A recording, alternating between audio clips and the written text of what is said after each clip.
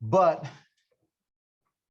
remember, you know, try not to be a student that is only looking. So tell me what the bare minimum it is that I have to do. What's the least amount of effort for the least amount of work that I have to do? Try to not look at life like that. Because if that's all you're gonna do, then don't expect a whole lot of life. Okay? Quote the Beatles, the love you take is equal to the love you make, okay? Whatever you put into it is what you're gonna get out. So if you put the least amount of effort into your relationship, you ain't gonna get much out of those relationships. Put the least amount of effort into your school, into your math, it's gonna give you a whole lot of that. You're only gonna be able to go so far. Then you're gonna go, what happened? Change happens. Some of these, when it does the calculator stuff, you don't have to draw the picture on your paper. But would it hurt to draw a cube? It's not gonna hurt. Get used to seeing it on paper. All right. On your test, you're gonna have to show me work. You have to show me graphs when it asks for graphs. And when you get the review sheet, you'll see exactly what kinds of questions you will have. Okay. All right. So this one, zoom and trace features of a graph utility to determine the value of t. What does t need to equal for the y value on this side to be 156,900? So after you guys left, down the Zoom rabbit hole.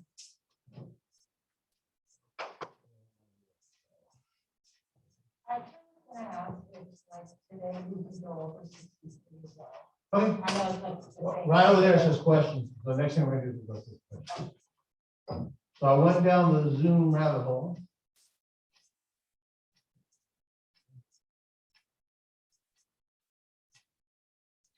And when I zoomed in and finally got a y value of exactly on that curve, on that the graph of 156,900 for y. The x value is 7.29999 feet. But here's what's important. Here's the really interesting piece of it. How much did the zoom have to happen? When I zoomed in, the x min and the x max, this window on this side is approximately 7.2999954. And over here, 7.300004. So between those two x values and the y values go from down below 156.800 or 156,899.76 something. And up here, 156,900.24. So that's the x min and x max, y min, y max, and it's in between those values where you get the t value for when we get 156,900. It was about 6 different attempts to zoom.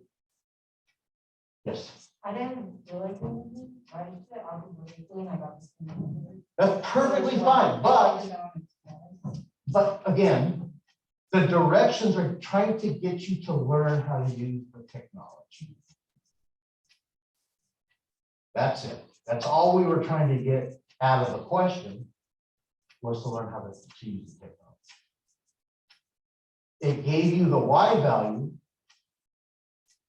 You can't just plug in y to find x for us. You can plug, they give you the x, yeah, you can use calc and it'll tell you where exactly that y value is. If you know what x is, it will tell you what the y is. And that leads into 1.3. If you know what the independent variable is, the domain, you just plug it in. But if you know the range, the dependent variable, well, That's where the zoom happens, because you won't always be able to do it off rail. And that's where technology helps out. It does help out. And it's not a bad way to be able to check your answer.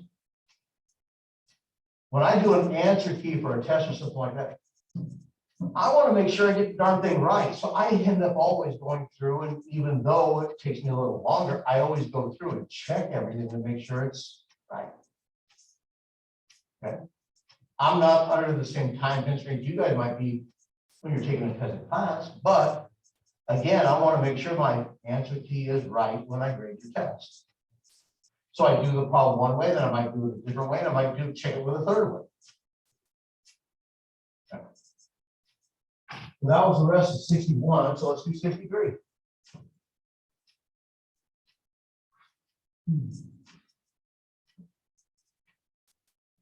Make that a little smaller. I don't think it's going to fit unless I do this.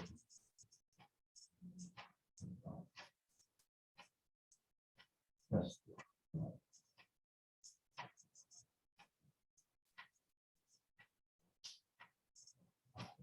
I'll scroll.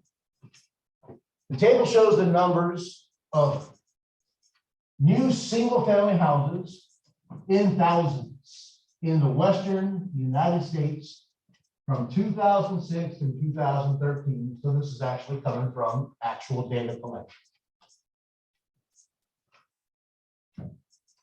So in thousands, 415,000 homes, 294,000 homes, 190,000 homes, okay, in each of these years.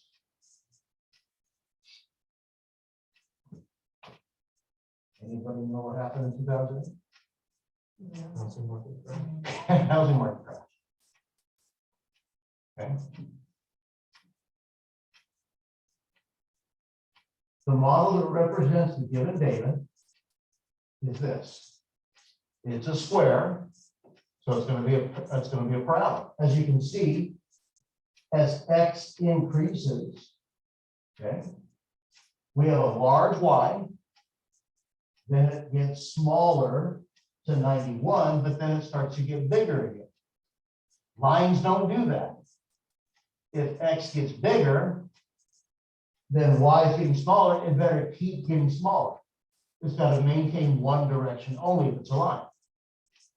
One direction. I just watch Eternals. You guys ever watch Eternals yet? So have you seen like the end credit of Eternals? There's a special guest star, Harry Styles. Yeah.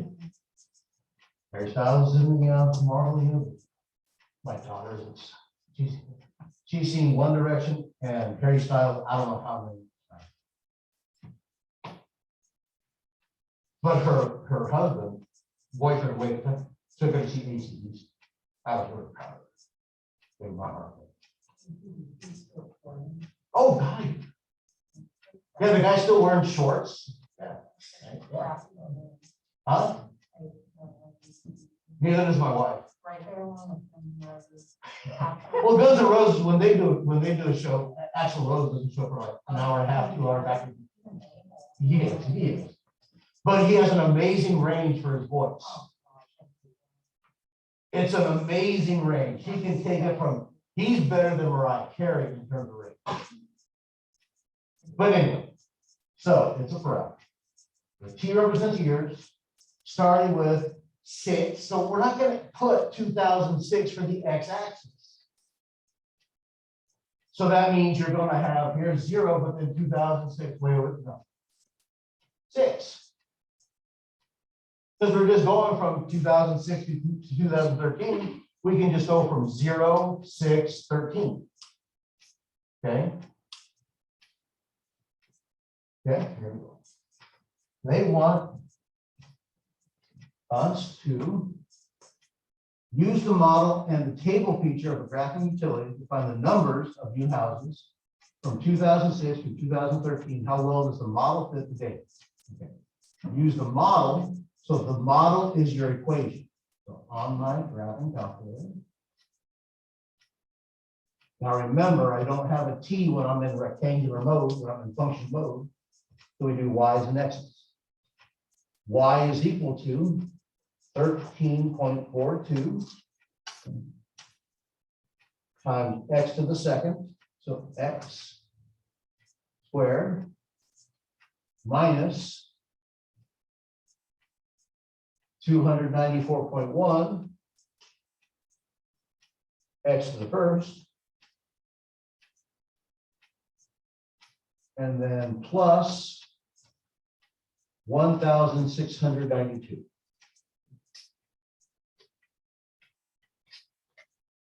And we'll hit enter. So my window, we're going to let x minimum be 0.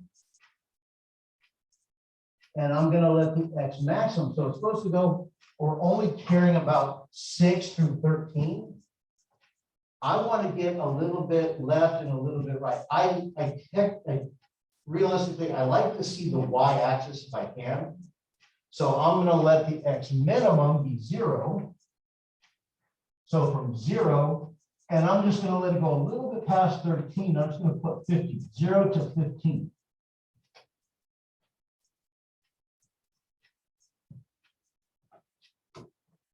Now, I'm going to use 1 as my x scale, and I can change that if I don't like the picture. The y min and the y max. Okay. This is coming out in terms of thousands of houses. But the model is just going to give us the numbers 415, 294, 190. And technically, if you look at your equation, when x is equal to 0, that's a 0, because t would be 0. That's a 0, that's a 0. The y-intercept of this curve is 1,692. So at 0, the y-intercept is way up there. And then it comes all the way down to 91. So if I don't fix my y-axis correctly, I won't even see the picture. So right now, my y-axis is between 2 and 3, because it was still doing a problem from before. So, here's what I'll try to do. I'll try to go, let's make it 0 to 100. Now, here's another problem. The y-scale is putting a little notch at every interval of 1, between 0 to 100. There's going to be 100 notches on this y-axis, and they're all going to be bunched together, and it's going to look like crap. So if I'm going from 0 to 100, then I'm just going to spread the notches out a little bit. I'll put my y-scale at about, let's make it 25. So that way there's only 4. And then I'll tilt the graph.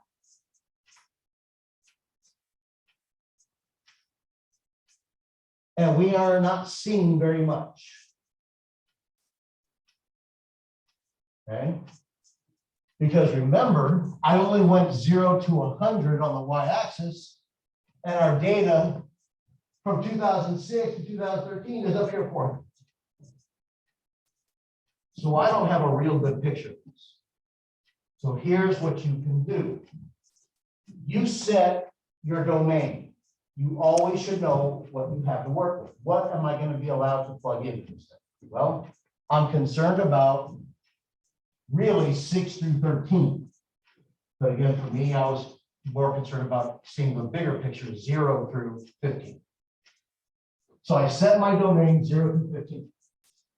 Once you set your x's, now you do a zoom. And the zoom you do would be zoom fit. Down at the very bottom, option 0. You do zoom fit, and it automatically will convert your y values to help you fit it with your x's. So you can get an idea of what the entire graph looks like from the x min to the x max that you plugged into the first place. It did not change 0 through 15. What it did was it changed my y min and y max. Because if we look at the window again, is still 0 to 15. But now the y values, the minimum is 80 all the way up to the y-intercept, 1,692. Okay. You see how thick that y-axis is? That's because it's still putting a notch 25 intervals up to 1,692. That's a lot of notches. So if I change that y scale, and if I just make it 200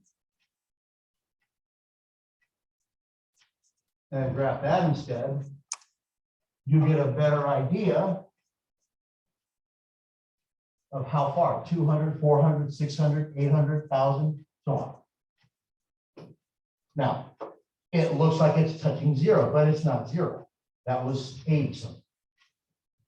If you want to see the 0, you can always go into the window, change your y minimum to 0, and then you can see that it is a little bit above, just a little bit.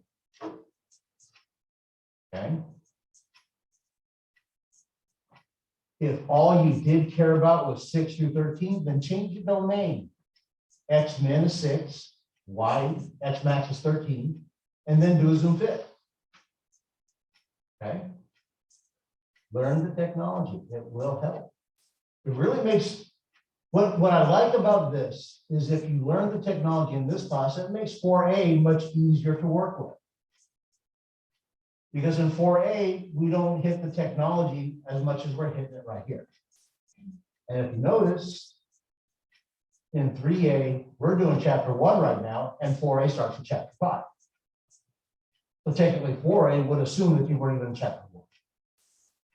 Just the way it works. Because we're using the same textbook. That way people don't have to worry about buying different textbooks for the 2 classes. Okay. They want the table. So here's the table right here above the graph button. In blue, it says table. So you hit second, then table.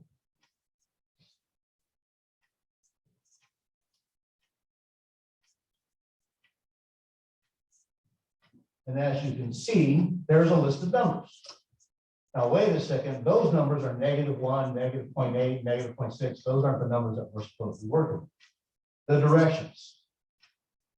Use the model and the table feature of a graphing utility to find the numbers of new houses from 2006 to 2013. How well does this model, the equation, match up with the actual houses in the table given? So here's the problem. You're trying to change and put different numbers.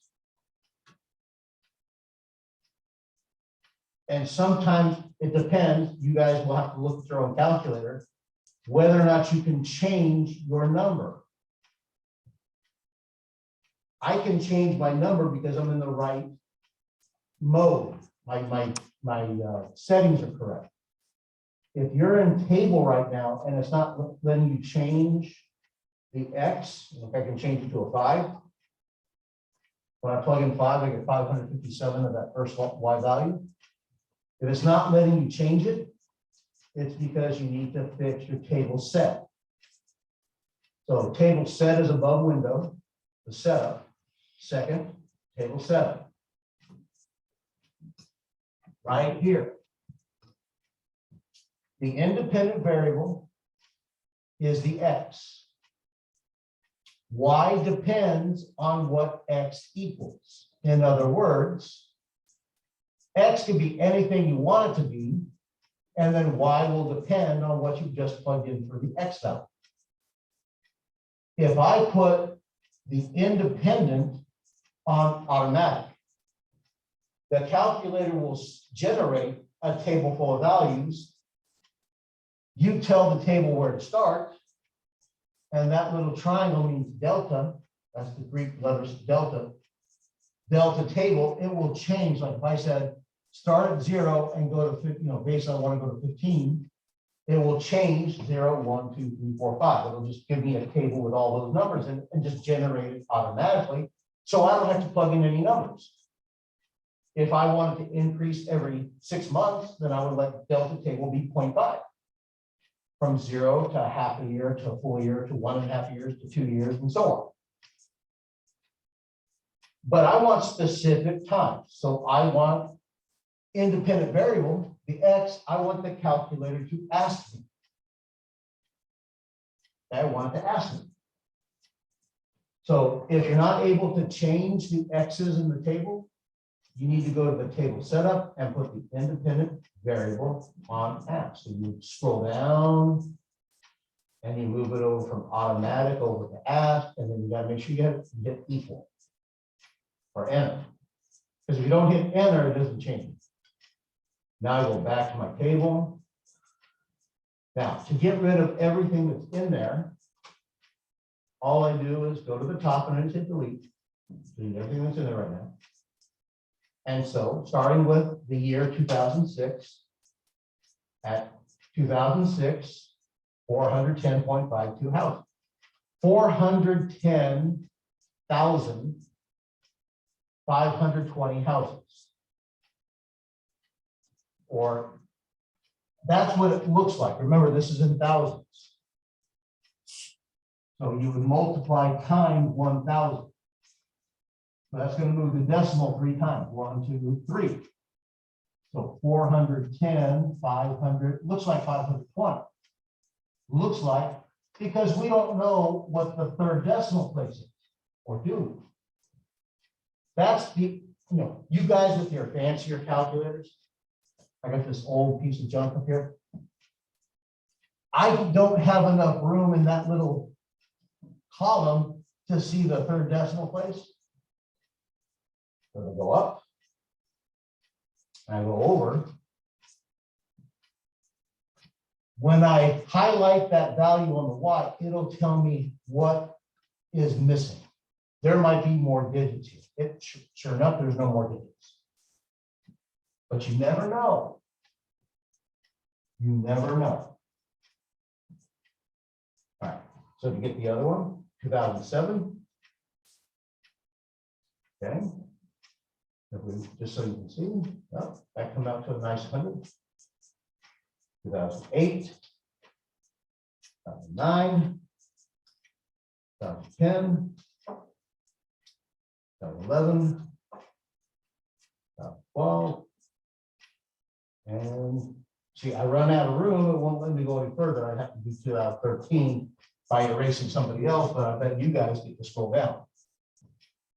Okay, so it should be 415. That's approximately 410. 294, 290, 190, 198, 118, 132, 200, 2010. This comes out to 93. 2011 should be a 91. And 2012, 101. And the next one, we should go up to 129 or almost. So it's not exact, but here's what we do notice. The number of houses are decreasing until you get to 2011, and then they start to get bigger, increase. Same thing here. They decrease, and then we get to 2011, that's the lowest number. And then after 2011, they increase. So it is maintaining the same shape of the curve. And this just happens to be the best equation that fits the data that came out in the census. Remember, this data is scattered all over the place. It's not in a perfect parabola, but this equation is the closest parabola that fits the data. Okay. Why would we want it? To make a prediction about what might happen if the trend continues. What might happen in 2060, 2080, 2020. And the only thing that would change it is what kind of crisis happens. Okay. So that's the first one. So what they're asking for is how well does the model fit the data? It's close, It at least maintains the same shape. Okay, it increases and decreases when it's supposed to. The next question, use a graphing utility to graph the data from the table and the model in the same viewing window. How well does the model fit the data? All right, I have not graphed data from the table. So I would want to graph. Okay, so I would need to graph at the same time. I have to come back to that one. I have not done a graph where I list the individual X values, the individual, basically that's a scatter plot. So I would need to get into the stats. This button right there, stats. Then I'm going to pause the program.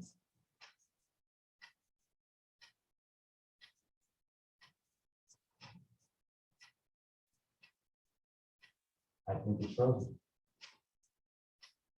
Mom is broken. Okay.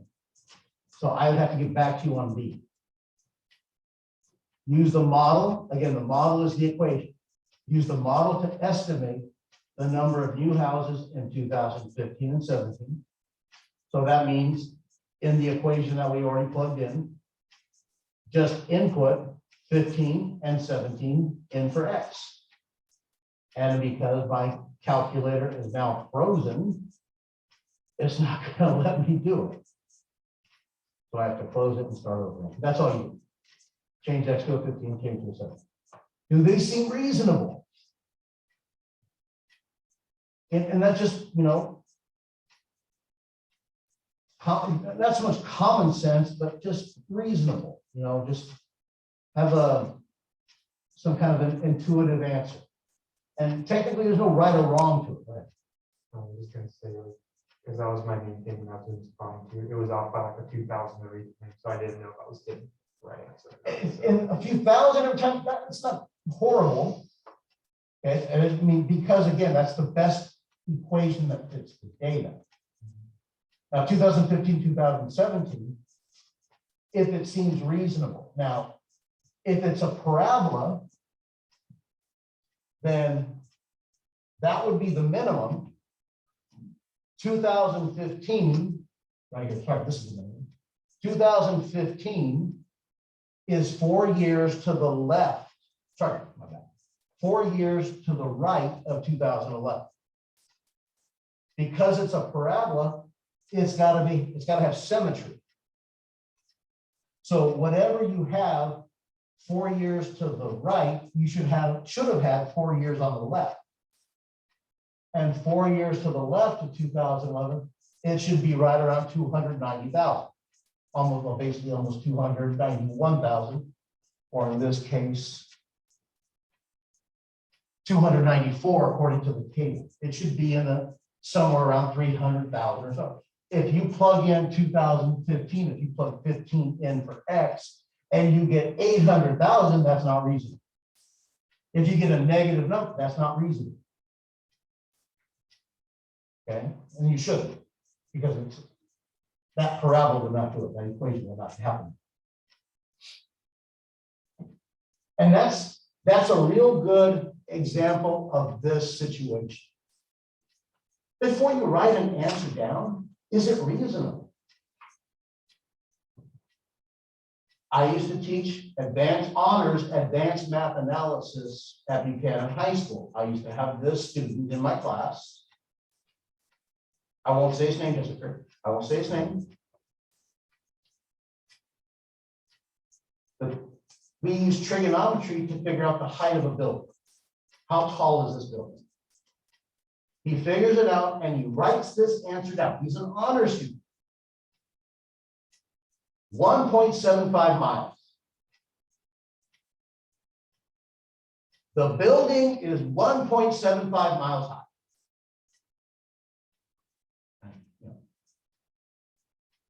Person never to be named.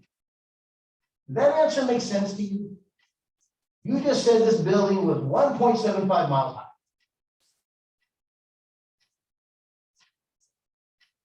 hello. And what it was you have, you're in one position, a car approaching the building, there's an angle of elevation at one point, get a little closer, the angle of elevation changes. What you use trigonometry to figure out the height of the building based on the two angles of elevation as they change. Now, you're miles away in terms of the car, but you can convert miles into feet. Because the building's going to be in feet, not miles. And he just, hey, I don't know, miles. Didn't make any sense. That's okay. He ended up joining the Navy and is a nuclear physicist now. Okay.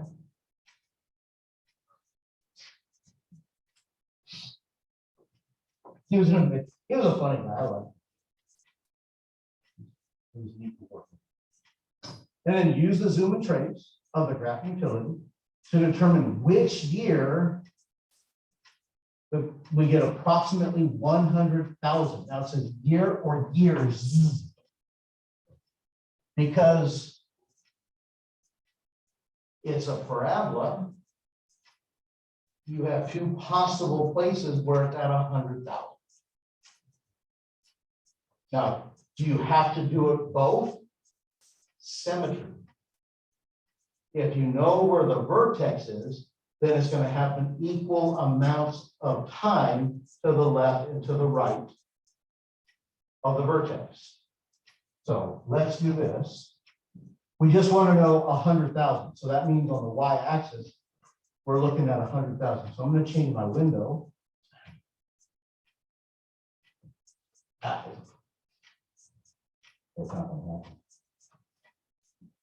Good old task manager.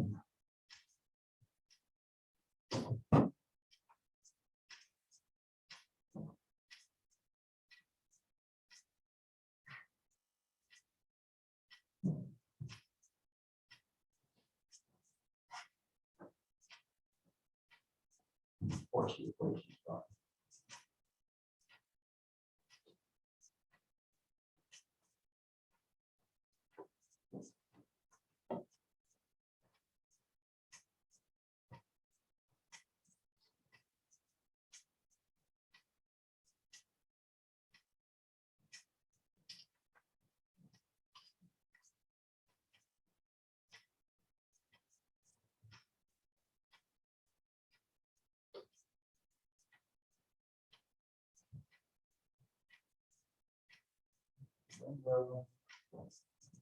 And I'm just going to now this time go 6, 13. I'm going to do some fit.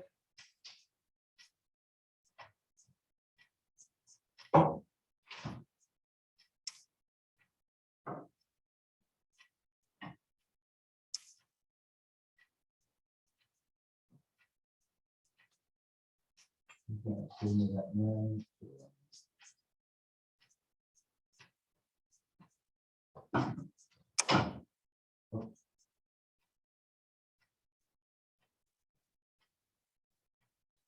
Because I want to know what's happening at 100,000. Okay. So right about here is where you get 100,000 pounds. And it's going to happen here. Now, this is your vertex. How do we know that this is exactly in the data, the lowest point? Who knows? Maybe it happens a little bit to the left or the right of 2011. On your calculator, you can actually find the vertex by going second calc. And this graph has a minimum, a lowest point. By hitting number 3, it'll tell me what that minimum is. And it tells me the x coordinate, the y coordinate of the minimum. So we go down to 3. I want to find the minimum. Now I have to tell the calculator where to look, because there can be graphs that have multiple minimums. Which minimum do I want to find? So left bound, I need to be, the x value needs to be to the left of the minimum. And then it's going to ask me for the right bound. So I need to move that cursor to the Right now it's on the left, so that's okay. I hit enter. And now the right thing. I'll move the cursor to the other side of where I think the minimum is. I have to make sure I don't click too many times too quickly, or else it's going to freeze again. So right there's good enough because I know it's in between where I clicked here and right about here. The minimum's in there, so I hit enter. Then they always ask this, do you want to take a guess? No, I don't want to take a guess. I hit enter again. And the minimum value happens at exactly, on this graph, at 10.95752 years. And the minimum value for the Y is 80.69579. Thousands of houses. Okay. So if I can find this X coordinate, or this is technically a T, if I can find that X when you get exactly 100,000, then the other one's going to happen the same distance to the right. I just add to about 10.96.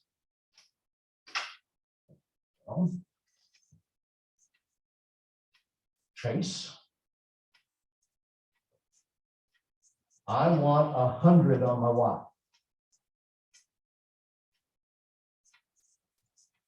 So I passed it. 101, 98.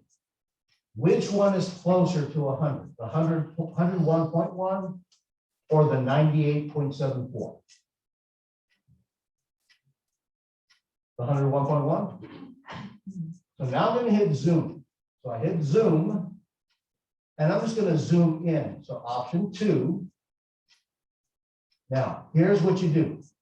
It will zoom in exactly where the cursor is. So I'm not going to move the cursor. I'm going to leave it right there and just hit enter one more time. And it's going to zoom in on the curve where I left the cursor. Right at Y is 99.3193. But now I hit trace again. So now the Y is 101.1. So that's too high. I want 100. So I move it to the right. It's still a little too high. And now it's 99.9 versus 100.5. Which one's closer? 99.9. So I'm going to zoom in right there. So I hit the zoom, and I hit the 2, and I'm going to zoom in right where that cursor is, hit enter. And you can tell that the more I zoom in on that tiny little piece of the parabola, the more it starts to look like a straight line. That will end up happening in calculus. So I hit trace, so I can see if I can get closer to 100. So I got to go to the right because that's a little low. There's 100.07. So that's 0.03 away. That's 99.92, and that's 0.08 away. So this one is closer. I'm going to do a zoom one more time. Option 2, right where I left it.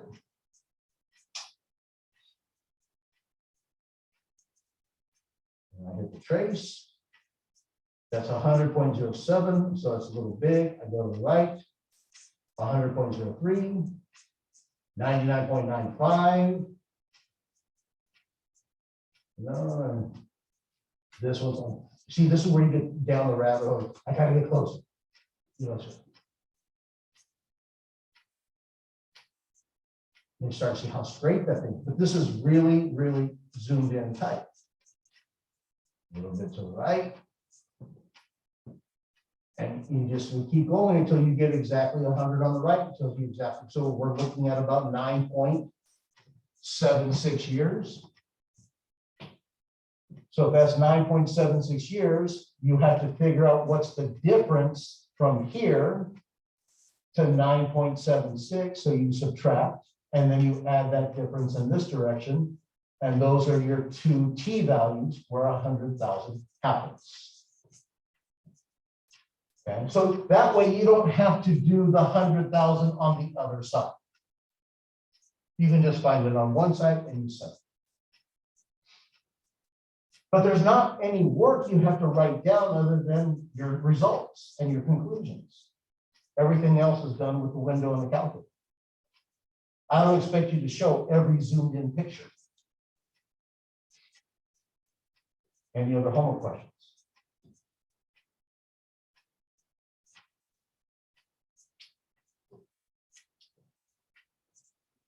1.1.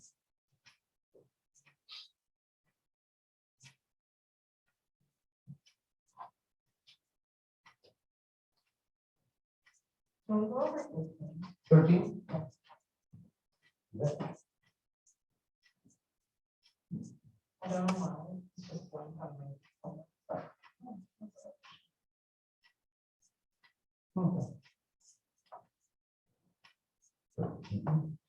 So you fill in the table and you get ordered pairs. That's what I mean by the solution point. 3x minus 2y equals 2.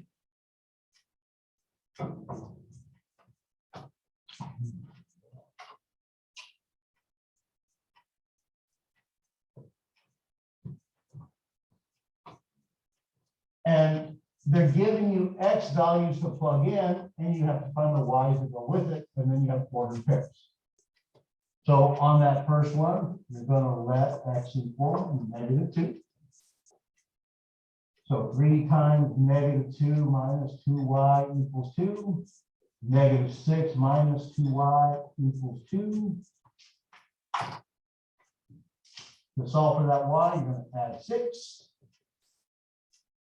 -2y equals 8. Divide by -2. Y is equal to -4. So when this is -2, we get -4, and the solution point is -2, -4.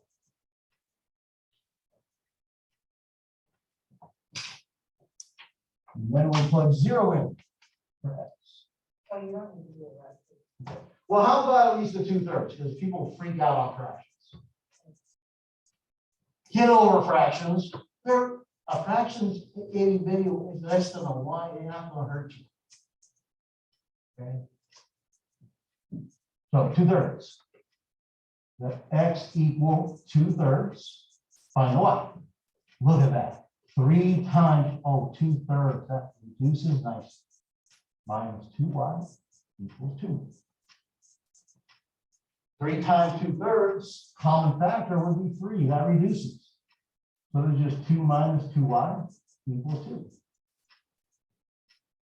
Subtract 2 from both sides. -2y equals 0. Oh no.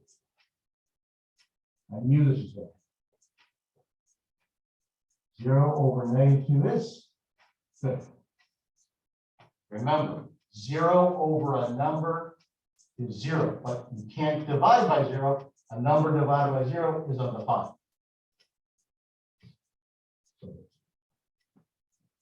0, and this is our x-intercept. When y is equal to 0, that means it's crossing the x-axis. So it crosses the x-axis at positive 2/3. And when x equals 0, that means this is going to be my y-intercept, where it crosses the y-axis, which is going to tie into what we're going to do in 1.2. And then the last thing they want you to do is use those ordered pairs and graph a line. And then whether you check it with your graphing calculator or not, that's up to you. But remember, you can't punch it in like this. You have to solve for y.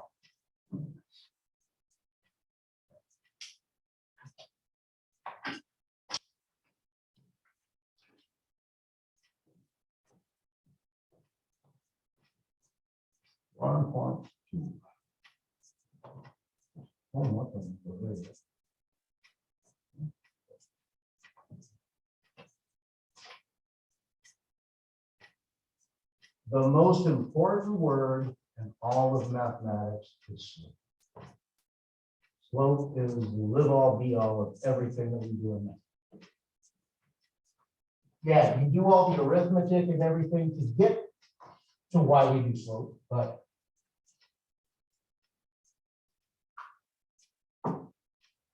slope has been the driving concept. Slope is why we have calculus. Slope. You deal with slope every day. When you come to school, you want to make sure you don't get a ticket, so you're looking at your speedometer. Miles per hour. That's a rate of change. Slope is a rate of change. How fast one variable changes with respect to another variable. How fast the y is changing with respect to the x. When you go to Santa Cruz or San Francisco and you go over Pacheco, or you go to Los Angeles and you go over the Grapevine, or you go up to Shaver, anywhere in the mountains, you see that roads are listed with a grade. It's not like the road took a test and got a grade. That grade is the slope of the road. And the grade of a road is given as a percentage, just like your grades are given as percentages. We don't know. But when they give you the grade of a road, like going over the grapevine, if the grade of the road is, let's just say 6%, 6% grade, what that means is 6% as a decimal. So as a decimal, you multiply by, you divide by 100 and you get rid of the percent sign. As a decimal, this is 0.06. Percent means per 100. So 6% means 600. Slope, we like fractions for slope, rise over run. Well, 600 is just 6 over 100. That's what the grapevine got on its test, 6 out of 100. Now we would always reduce.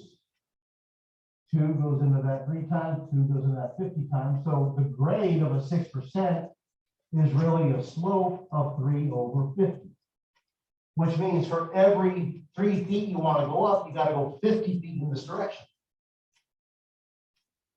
If you want to go 30 feet times 10, you'd have to go 500 feet in the horizontal. Rise over run. You want to go 3 miles up, you got to go 50 miles across. Rise over run. For every vertical change of 3, rise, you got to go 50 across, up 3 over 50. The reason why? Gravity. Your car can't go up the mountain that's this steep. Your car can only take so much, and especially the rigs, the big rigs, 18-wheelers. What do you smell as you try to go to the grapevine? Well, not rubber, but brakes. They're riding those brakes because if you look at the speedometer, the speed limit for trucks, it's like what, 35 miles per hour going downhill. And that's because they don't want the trucks to run away. And what do you see at the bottom of the grapevine?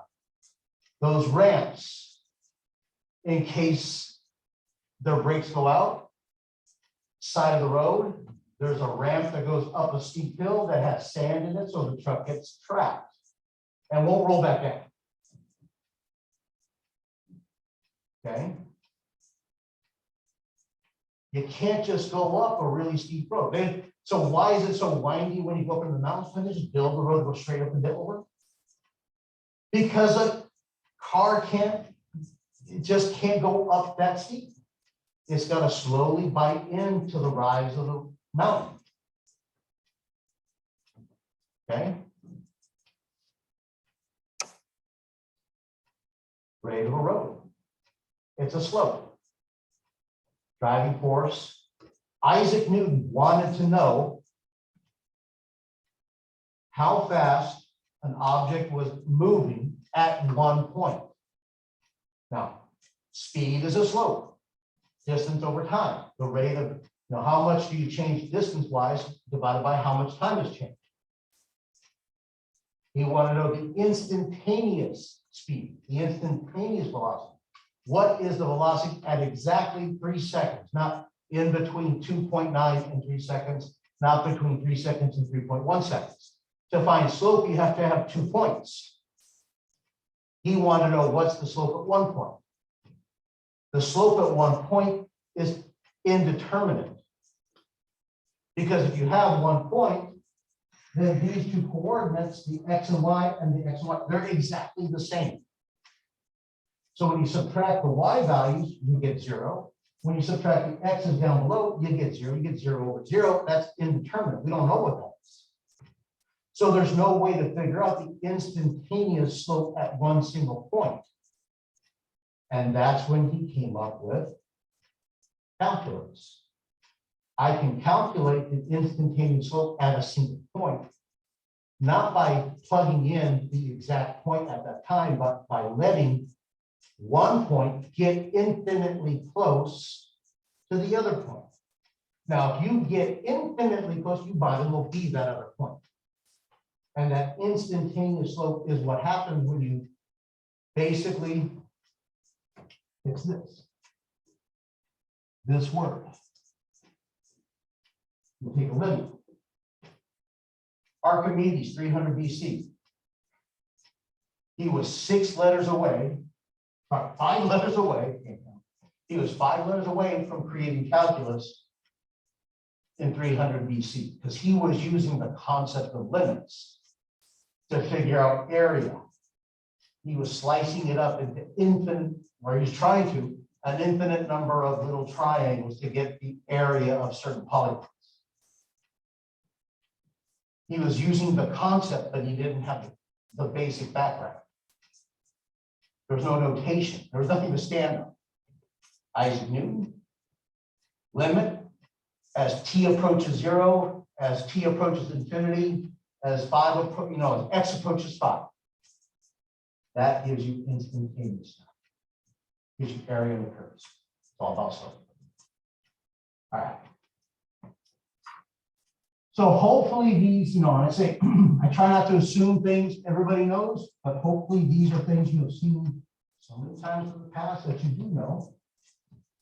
Between 2 points, the first point, x sub 1, y sub 1, and a second point, x sub 2, y sub 2, second order pair. The slope is the rise over the run, the change in the y. The rise is the y sub 2 minus y sub 1. Change is difference. When you make change, how much did you pay? How much did it cost? You subtract how much it cost from how much you paid. That's the change you get back. Change is different. You subtract. The change in the y is divided by the change in the x's. That's slope. You will also see it eventually as this.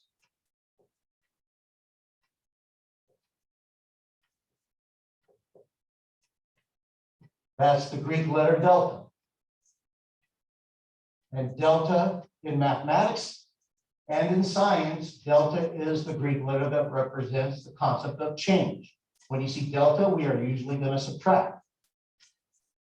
Okay, delta T, delta temperature. What's the change in temperature? Delta V, what's the change in volume?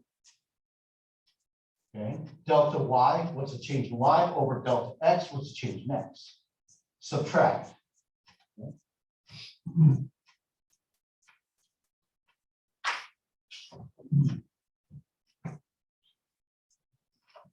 The reason why I use the text up on the board as I go through this is because one thing that I never learned how to do as a student was read a textbook. I relied on being in class all the time to get the information. I never was able to read it for myself and understand it. I always had to be in class and have something explained. I tried to show you guys that don't follow my footsteps. This is how you interpret, because people who write textbooks, they don't write it with with the ability for the audience to understand. They write it for my sake, so I have a job to explain. Okay? And for their sake, because they're professors as well, so they have a job to explain. You can't read this thing unless it's like I'm translating the Rosetta Stone for you. Because when you look at it, it's like blah, blah, blah, blah, I don't know. That's how I felt when I had to start teaching it. Oh, I wish I knew this way back when. Put concepts together. If you end up ever having to work on your own because, well, these days you never know why. Hopefully you won't feel as hopeless.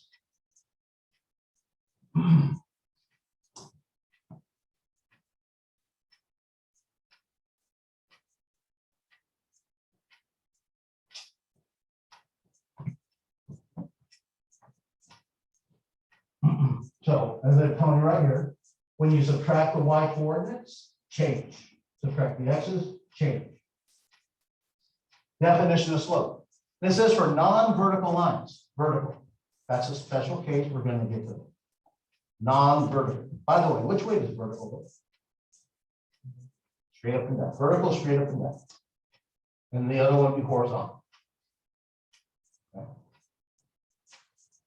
The slope M. We use the letter M to represent slopes of lines. Slopes of lines. Non-vertical. Okay.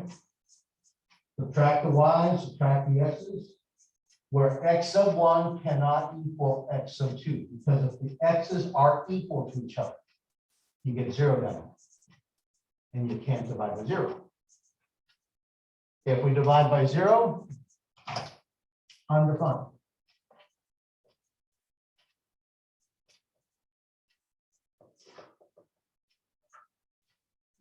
So that's tough.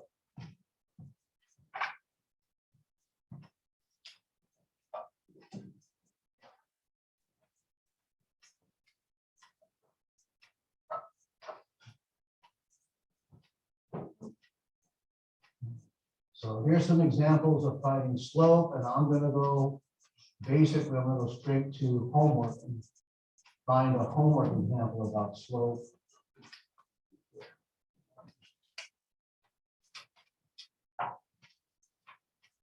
All right, so you guys are doing.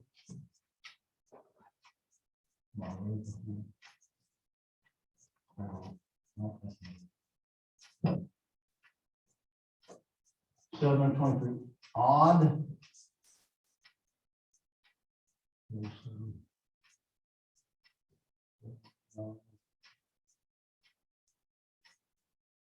Let's do 13.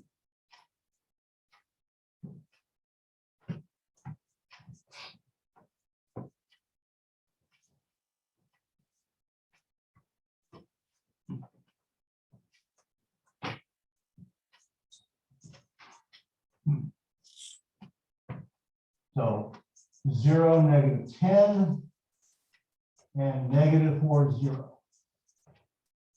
Slope is equal to y sub 2 minus y sub 1 over x sub 2 minus x sub 1. Okay. Don't get stuck. Understand, it doesn't matter what you plug in first. I know that this is the second ordered pair that has been written in the problem. And that's the first order pair. So technically in order, x sub 1, y sub 1, x sub 2, y sub 2. That's perfectly fine. If that's what you always want to do, so be it. This y, 0, minus this y over here. Now, be very, very careful. When you substitute negatives, use parentheses. It's minus, it's always built in, you subtract. And then this is a -10. Over. If you start with this y coordinate, if that's my y sub 2, this has to be my x sub 2. So if I start the numerator with this y, I have to start the denominator with this x. -4 minus this x, 0. from a slope. Two consecutive negatives, that becomes a positive. And I know you're gonna, could you hurry up? 0 plus 10. -4 minus 0, that's just -4.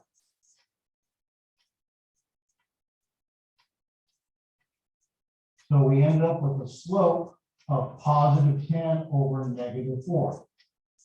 That is not going to be full credit. It's not going to be the answer in the back of the book. You need to simplify your fractions all the time, always reduce it.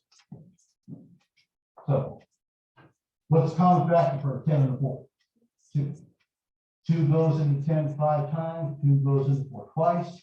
It's positive 5 over -2. Now, it doesn't matter which y you actually start with. What matters is if you pick a y to start the numerator, from that same order pair, you better start the denominator with its x partner, its x coordinate buddy. In other words, I could have done slope equals, start with this y coordinate, this y -10 minus this y 0 over, if I start with this y, I have to start the denominator with this x, this 0 minus this x -4. So my slope, -10 minus 0 is -10. 0 minus -4 becomes 0 plus 4. So my slope is -10 over +4. So that's going to be a negative.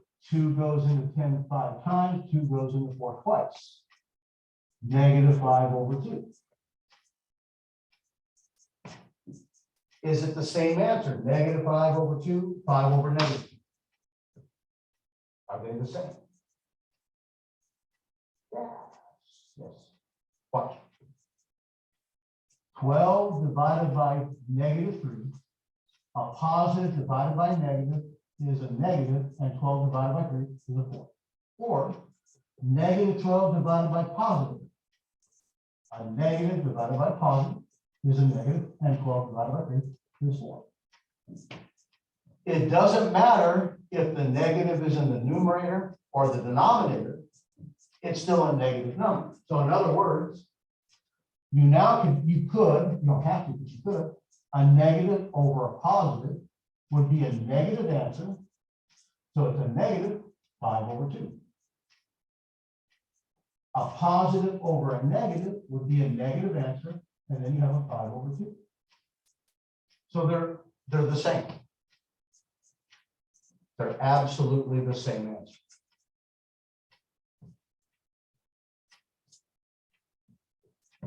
Five over -2 is the same as -5 over +2, and they're both the same as just a -5 over 2. As long as there's one negative, the whole thing's negative. Okay?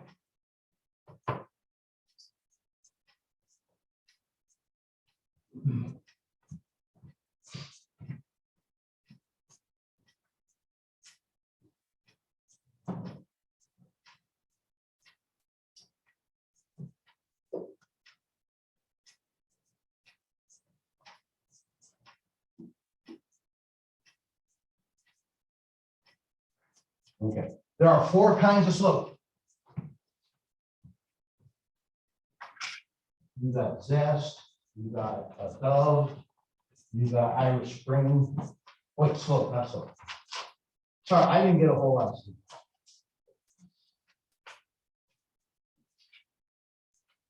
I finally fell asleep about 5:10, and I had to get up by 6:20.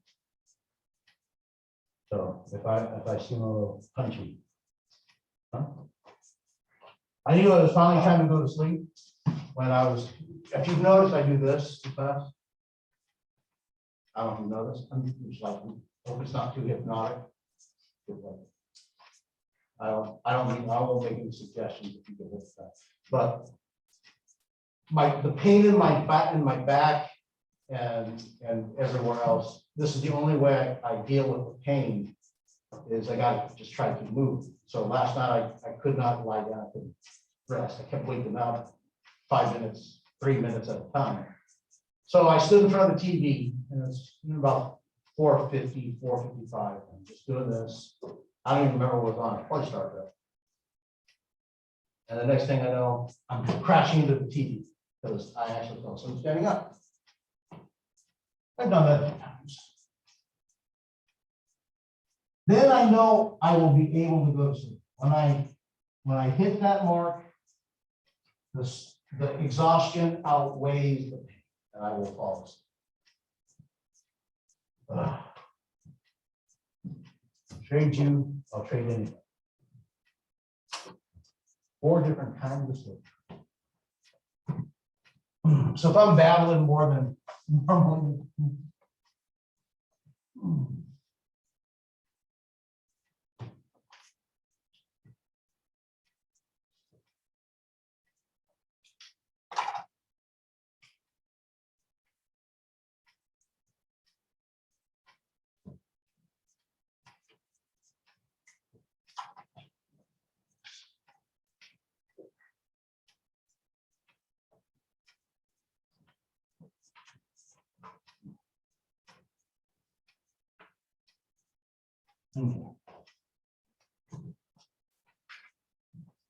So 4 different kinds of slope means we have 4 different orientations for a line.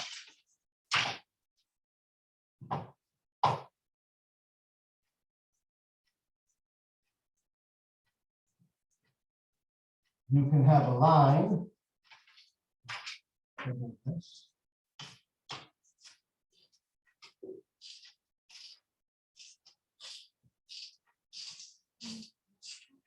Now,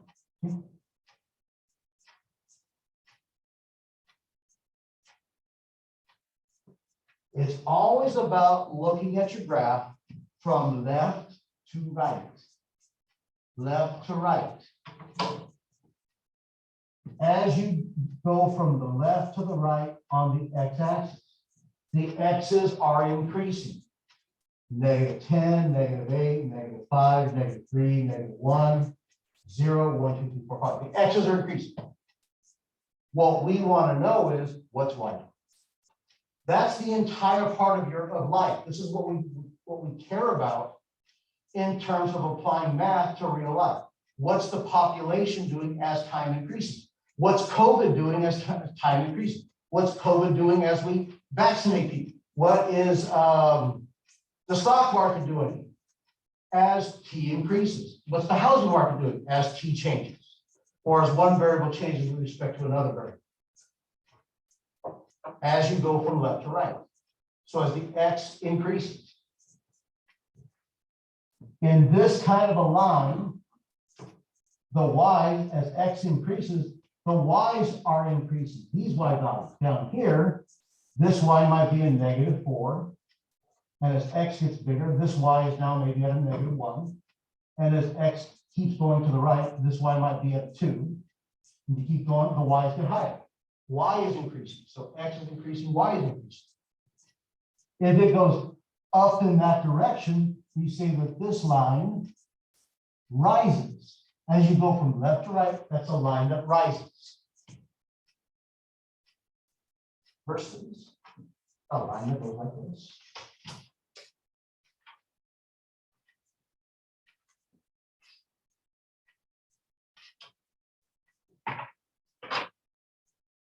As you go from left to right, as x gets bigger, the y values go down. As x gets bigger to the right, the y's go from 10 to 6 to 1 to -2 to -8 to whatever. The y's are getting smaller. As x gets bigger, y's get smaller. We say that this line falls as you go from left to right. Line falls. Rises and falls. So Let's talk about, again, this is 4 different kinds of slope. Let's talk about these 2 slopes first, and then we'll move on to the last 2. As you go from this point to this point, okay, rise over run. Slope is the rise of the line. Slope is the rise, and the rise is your y's over the run of the run. The rise is your y's, the run is your x's. How do you remember the run is your x's? Picture an x. You just got like little feet right here. It's running. Wow. I need a better rider. My material's not hitting. You get $15 for that. Talk to Ken there and he will be for money. So,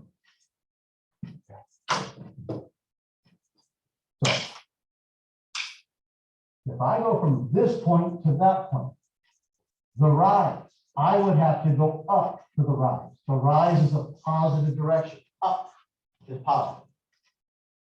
So the rise is positive. And then the run goes to the right. If you go to the right, the run is positive.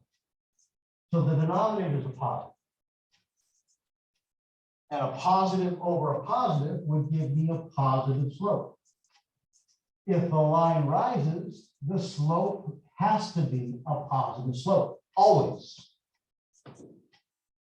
If it rises, it's positive.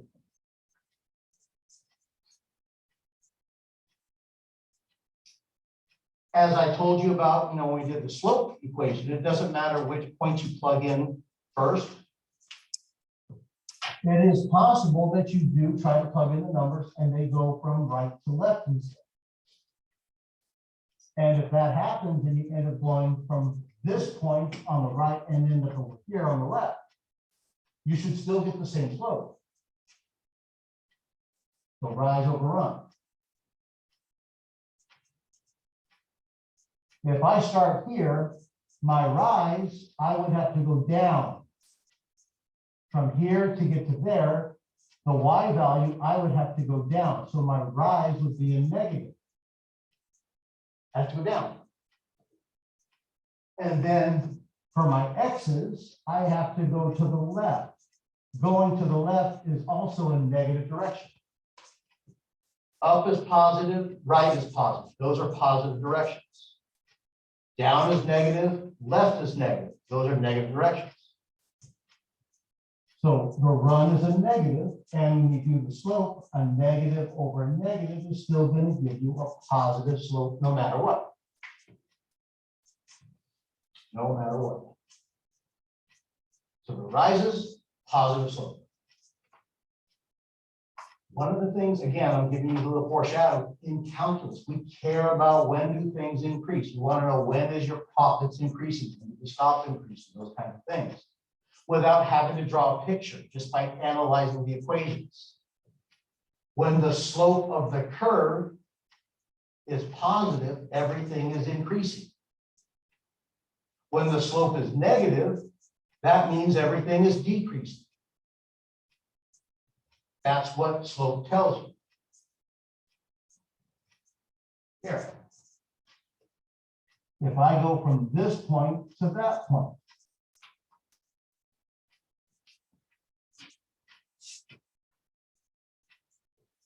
rise over run.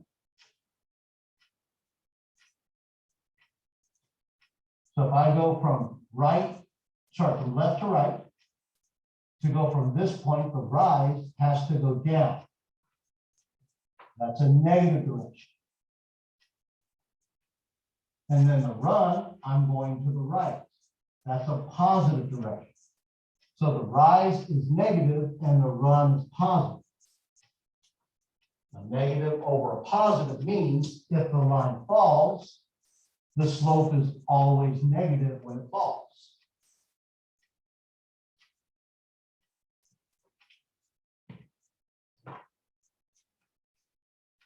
As I demonstrated over here, it doesn't matter which one to start with. If I start here and go right to left, my rise is positive because you're going up. But now the run, you have to go to the left. The left is a negative direction. So your slope is a positive over a negative. If the line falls, the slope is always negative. Always.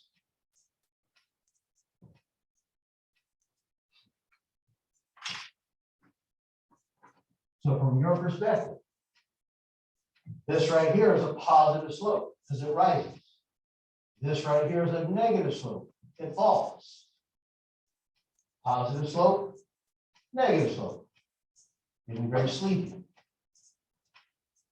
What's in between a positive slope and this right here at a negative slope?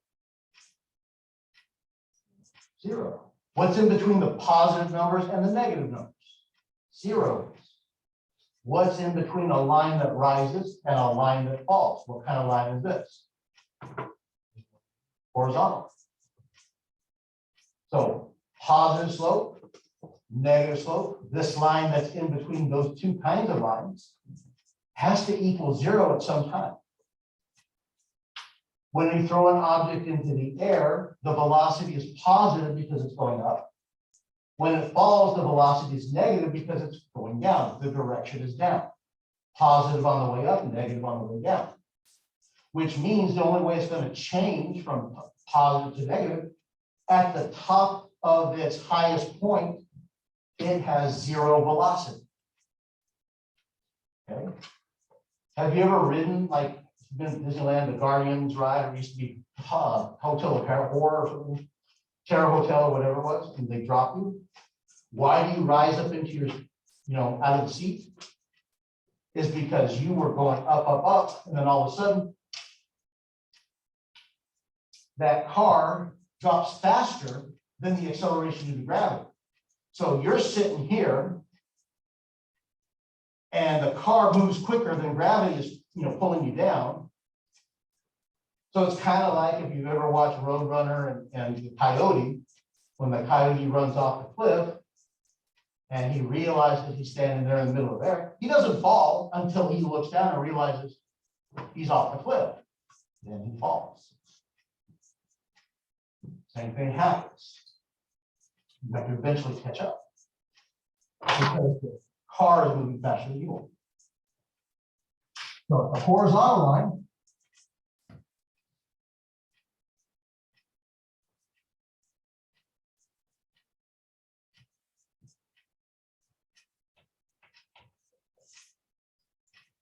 the slope is equal to zero. Now, let's make sure we're able to tell the difference between which one is which. Horizontal, left and right, vertical line, up and down.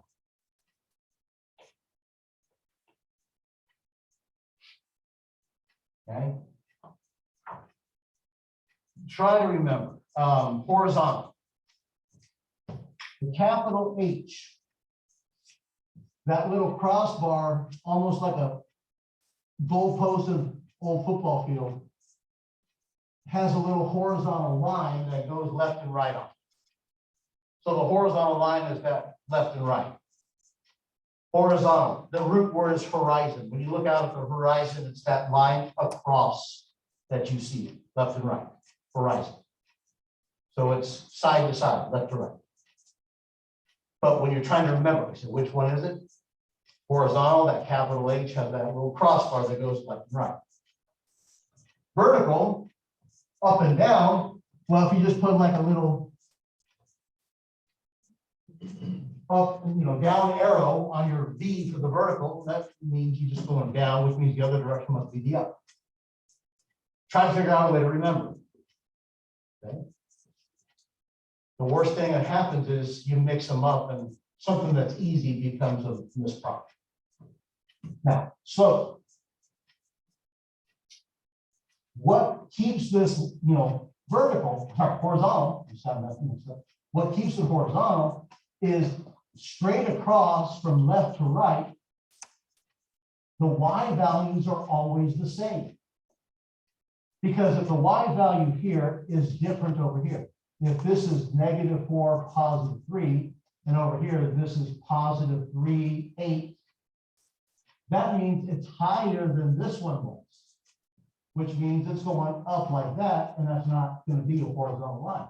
In order to be horizontal, the y values have to be always the same number. They would always have to be a 3 if it's going to be horizontal. The y stay the same. So if we were going to do slope, rise over run, this is what would happen. If I just pick any 2 points, I'm going to pick this one and this one right here.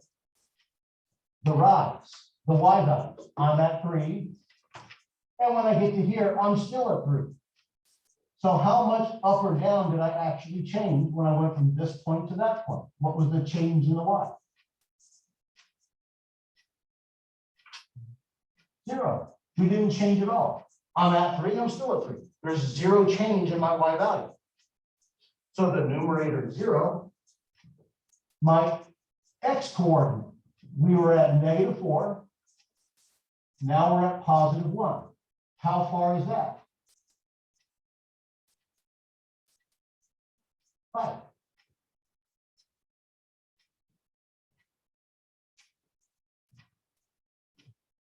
Zero divided by a number in the numerator is 0. 0 divided by a number except 0 is always going to equal 0. So 0 in the numerator, 0. Slope is always 0, horizontal line. Always. You can't spell the word horizontal without a couple of those zeros right there. Remember, horizontal line, slope is 0. Okay. Vertical.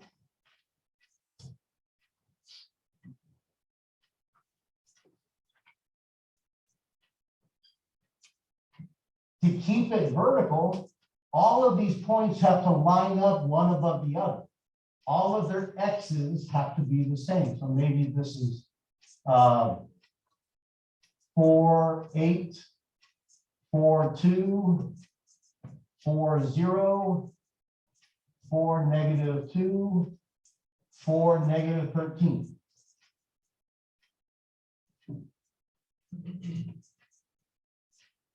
But in order for it to be vertical, all of the points have to stack up one on top of the other. That's what makes it vertical.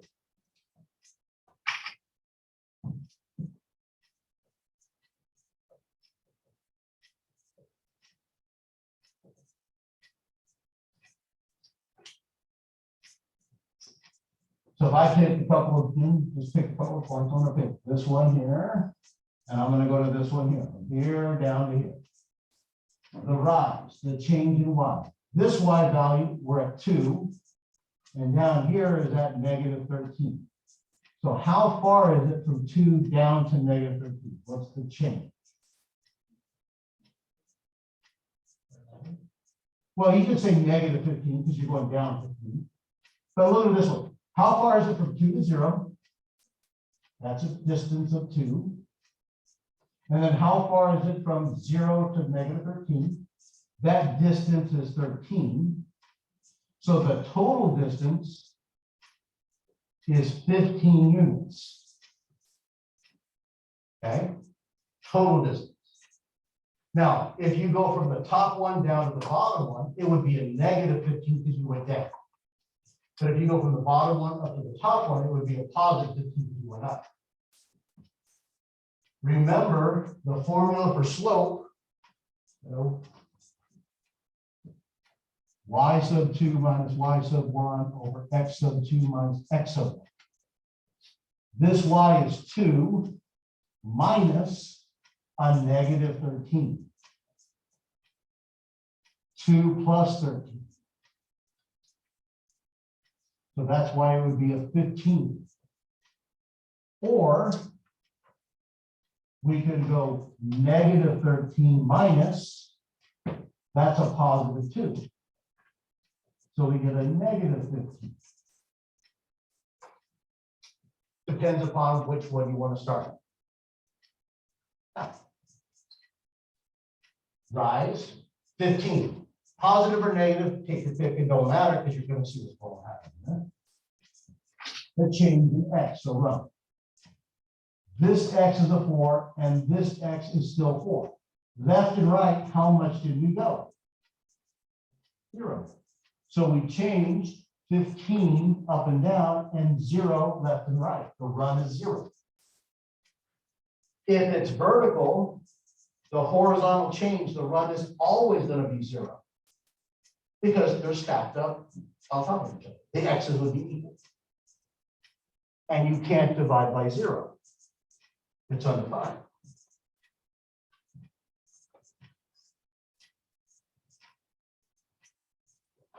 So on a vertical line, the slope equals undefined.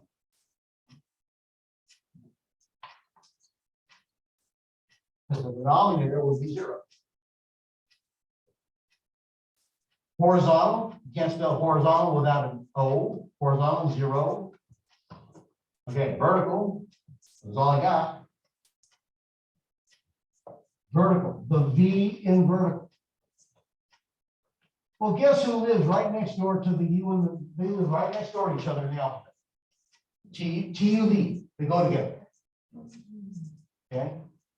So undefined for slope lives right next door to V for vertical. Whatever it needs to remember. And if you're a sloppy penmanship, every now and then, if I do this, that might look like V as an undefined instead of a U. That's why when I try to write U's, I always try to make put a little kickstand on my U's so it can become my U's for my V's. But you know people who can't, their penmanship, you can't tell a U from a V.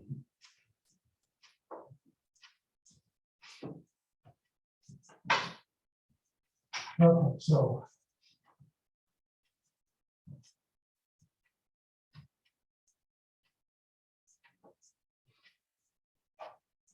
right here, this is what they're talking.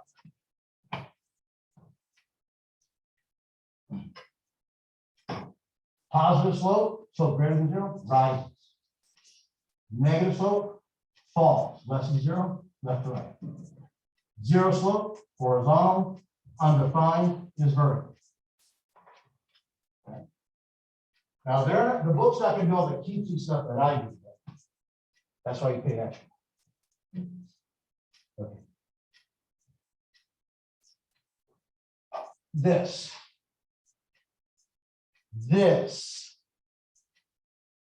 I don't teach this. Not that I won't let you use it, but I won't teach it. It's got lots of uses, but I figured out a long time ago that why should I give my students, I'm tired of my glasses like that. Why should I give my students 5 different equations of lines that they have to remember? And which one do I use and when do I use it? When you don't need 5 different equations of a line, all you need to know is technically one kind of an equation that will always do everything you need it to do. And there's 2 special cases. So instead of 5, there's 3. Less to memorize or and hopefully less to absolutely know. You can always make the other ones happen, but this one, I don't teach it when I teach my 103, and I try to stay away from it when I teach anything else, because the final answer that you want to end up with, if you use this point slope formula, once you plug everything in, you still got to do work to get the y by itself. And I rarely see students do the simplification to make that happen nicely. This is what I mean. So let me give you a rundown. There's going to be 5 different ways you can write the equation of a line. Okay, so we're only using. but we're gonna focus on 3. Now, you may see the 4th one, but we'll always try to take that 4th one and rewrite it so it's easier to work with. Because that 4th one does have its place when you do systems of linear equations. And that is something that we do here, with systems of linear equations. But, and there's also, it's got a special name, so you gotta kind of do this properly. It's the first one. The first way you can write the equation of a line is called standard form.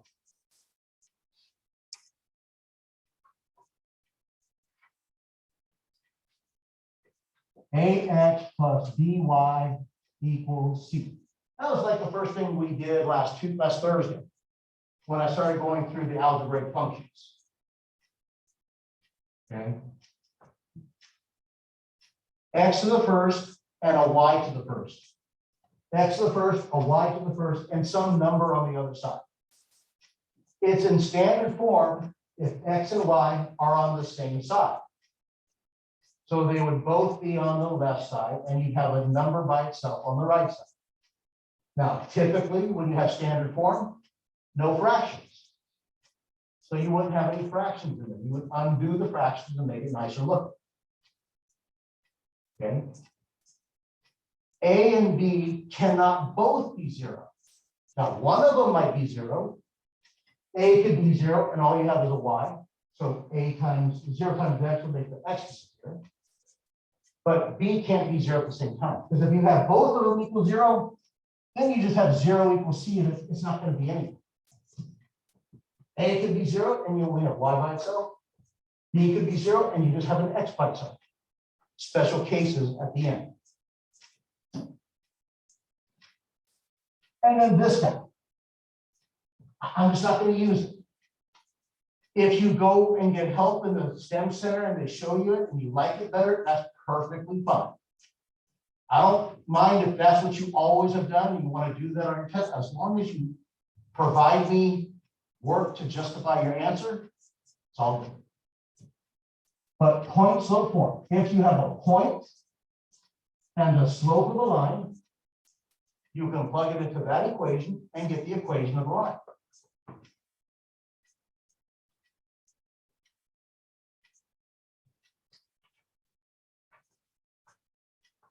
So y minus y sub 1 is equal to the slope m times x minus x sub 1. When you write the equation of a line, you got to have like a built-in x and a built-in y, because those are going to be the ordered pairs that make the equation work. You have to have an x and a y, or at least one x and or a y.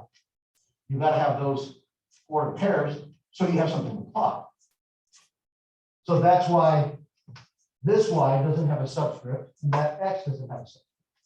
They represent the permanent x and y's that are in the equation. This x sub 1 and y sub 1 is the given point you might have. That's the order pair that you would plug in for the x and the y, and that would be where you plug in the slope. Normally, we don't want you to leave it in point slope form. We want you to put it in the next one or to put it into this form. So even if you do this, you still got more work to do. That's when I started realizing, why teach this and then make them do more work when this is the most practical of all the equations. Slope intercept form. It's the most practical because it's the easiest one to graph. It coincides with what your calculator will allow. Slope intercept.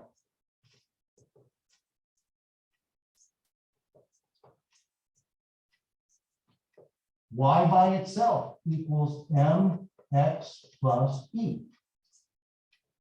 So that means you get this y right here and undo what's being done to it and solve for what the y equals. If you isolate the y, then on the other side of the equation, the coefficient of x is going to be your slope of the line. And the constant that is either added or subtracted here, that's going to be the y-intercept. And when you want to graph a line, you're going to graph by hand. You need 2 points. Yeah, if you have this, you know what the 2 points are because they're kind of in your face. But right here, the y-intercept is one of the easiest points to plot. It's on the y-axis every single time. It's the y-intercept. And then the slope, rise over run. It's like having directions on how to get from one point to the next point. That's what slope is. It tells you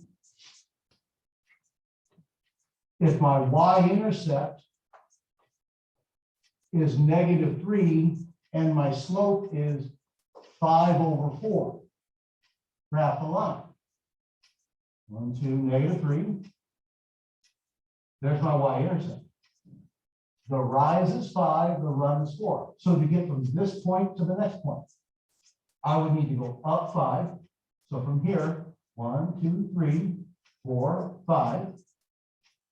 And then the run is 4. 1, 2, 3, 4. So up 5 and over 4. And I end up over at 4, 2. That would be the next point on the line. Back when I was a kid, when we didn't know where we were going, we pulled over and asked for directions. Oh, wait a minute. No, I had my cell phone with me when I was in the 80s and 70s. No, I didn't. We would pull over and ask for directions. How do I get to the movie theater? Go up 5 blocks, turn right, and go over 4 blocks.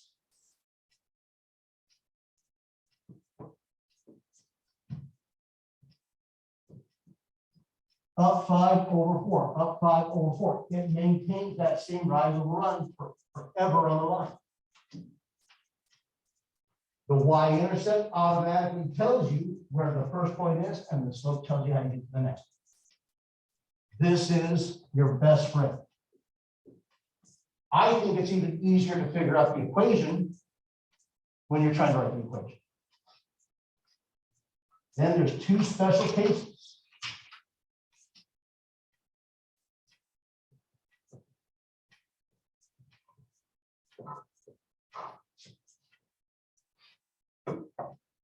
The special cases are the horizontal and the vertical lines.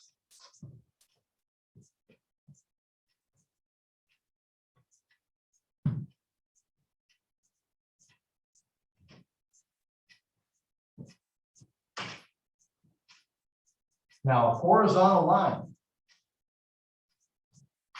the slope is 0.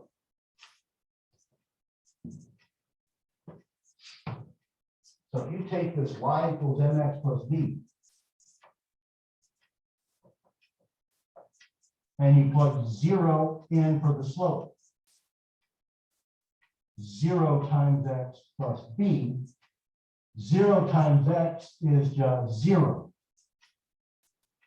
So now you have no x in the problem. All you have is a y equal to some number, whatever b is, the y-intercept, but whatever that number is. But there's no x in it.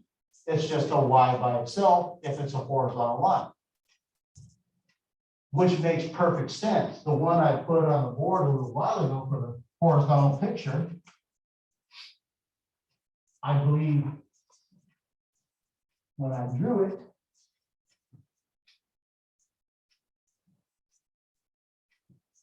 what I have through 4 was it through 3? Did you go through 4 or did you go through 3?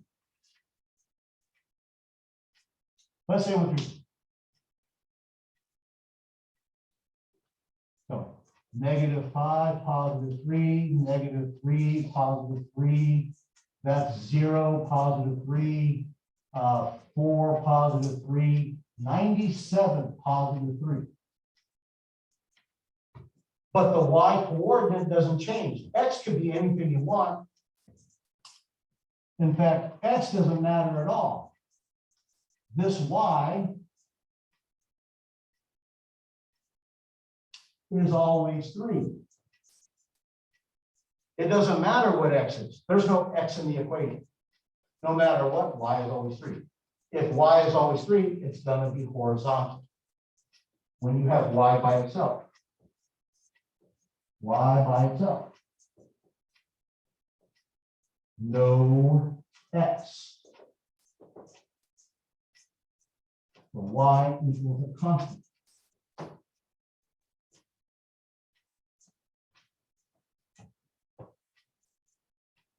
And when you have the vertical, it's x by itself.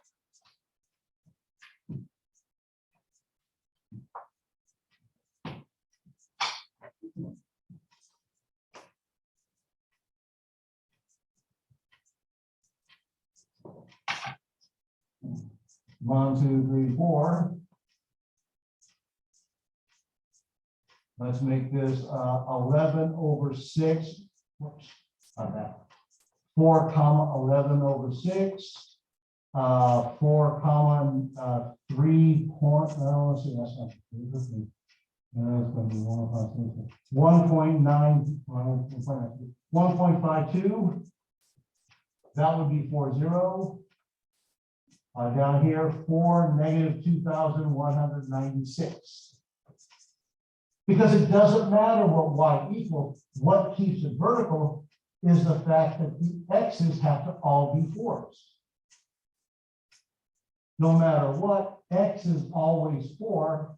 Doesn't matter what y equals, x is always a 4. That's what makes it vertical.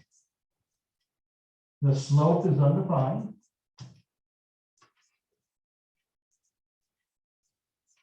And it's x by itself. There's no y in the problem. X equals a constant.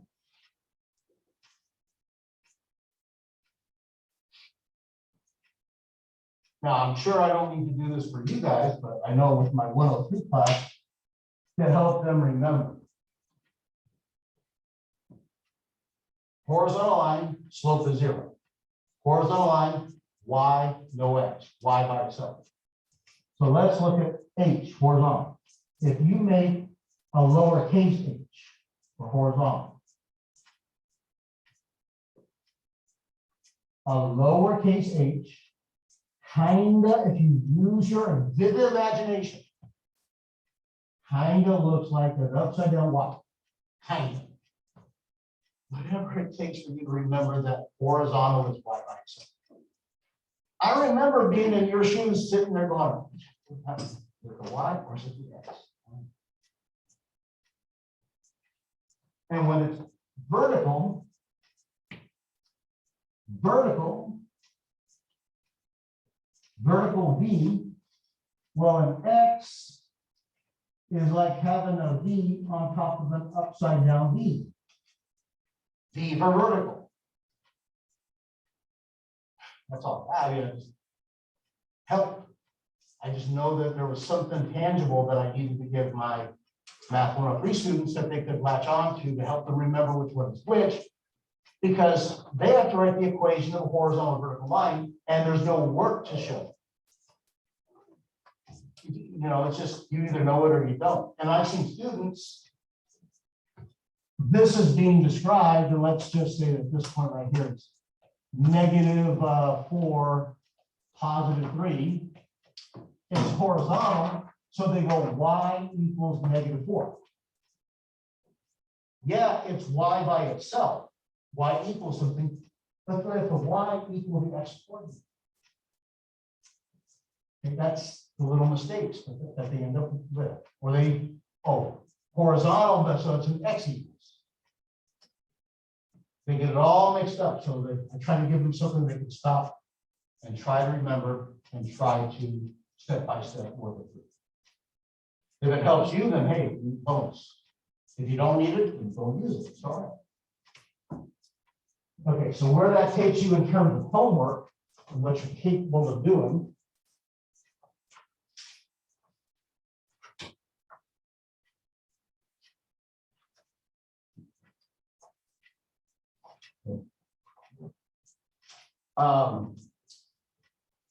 all they want you to do is right here, they go, okay, which one looks like it has a slope of positive 2/3, line 1, line 2, or line 3? Which one has a slope that's undefined? Well, that would be a vertical line, which looks like it's line 3. Which one is a slope of -2? Well, that would be the one that falls. So, which one is which? 7, 9, estimate the slope. So you're basically using that picture, try to count, rise over run. You're not gonna have any ordered pairs, but just count, rise over run. Here, sketch the lines through the point with the indicated slope on the set of coordinate axes. So through that point 2, 3, with a slope of 0, then do it with a slope of 1, a slope of 2, and a slope of -3. So 4 different lines through that single point, and you're just supposed to look at how the slope changes as how the line changes as the slope changes. And we did 13. Here, use that point and find 3 other additional points that go through the line just by using the slope. If the slope is 0, it's horizontal. So that means X can be anything you want as long as Y is a 1. So 3 other points, 1, 1, 0, 1, -1, 1. There's 3 other points. So there's going to be all sorts of right answers. 25 through 31, find the equation. We haven't done it. Actually writing the equation by hand. So that's where the homework will have to pick up there. All right.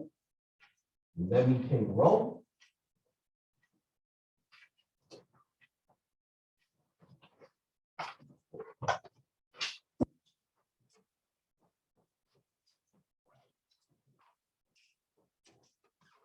Joshua? Here. Catherine? Eduardo? Charles? Francisco? Here. Lewis? Ryan? Here. Marcelino? David? Daniela? Melissa Rios? Alma? Ryan? And Kelsey. All right, you guys. Have a nice weekend. Please be safe.